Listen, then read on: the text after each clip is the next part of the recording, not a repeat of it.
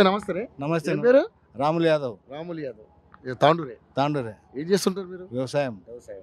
రాములు యాదవ్ గారు, ఇప్పుడు ఎలక్షన్స్ వస్తున్నాయి, ఎంపీ ఎలక్షన్స్. ఏంటి పరిస్థితి, ఎలా ఉండబోతుంది?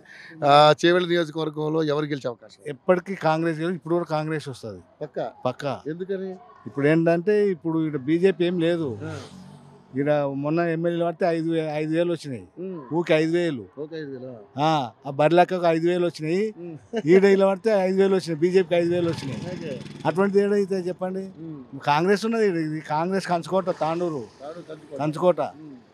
అది కాంగ్రెస్కి ఇస్తాం. రంజిత్ రెడ్డి గారు ఎంపీ. ఎంపీ రంజిత్. ఎట్లాంటి వ్యక్తి రంజిత్ రెడ్డి? మంచోడే. ఇంతకుముందు చేసిండు కదా. ఇంతకుముందు ఎంపీ ఉన్నాడు. ఇక ఇక్కడికి వచ్చేసిండు. కాంగ్రెస్కి వచ్చిండు. సీఎం దగ్గర ఇది కాబట్టి సీఎం భయపడి అందరూ వచ్చేస్తుండ్రు. మాకు మంచిదే. పక్కకి కదా, కొడంగల్ పక్కకే. మేము పక్కకే. ఇక్కడ కూడా అందరు తెలుసు. తాండ్రు గురించి మొత్తం సీఎం తెలుసు. తాండ్రు తెలుసు. తాండ్రు మండలాలు ఎన్ని ఉన్నాయి కూడా ఎవరు వెళ్ళారంటే కూడా చెప్తాడు. ఆ కెపాసిటీ ఆయన. సో మరి ఎవరెవరికి పోటీ ఉంటుంది? ఇప్పుడు కాంగ్రెస్ బీజేపీకి ఉంటుంది. TRS third place. ఆ టీఆర్ఎస్ ఓపుంటే సబ్దా మేడము కొడుకు నిలబెడుతుండే. సబ్దా మేడం ఎమ్మెల్యే ఉన్నది కదా, కార్తీక నిలబెట్టవచ్చు కదా. ఈ కాన్స్టిట్యున్సీ గుర్తించిందే సబ్దా మేడం కొడుకొరకు. చేవెళ్ళ ఎంపీ. ఇది యాక్చువల్గా ఎస్సీ ముందు, మీకు తెలియదు. తర్వాత ఎంక్వైరీ చేపించి జనరల్ చేపించింది. అటువంటి ఎందుకు వదిలింది ఆమె?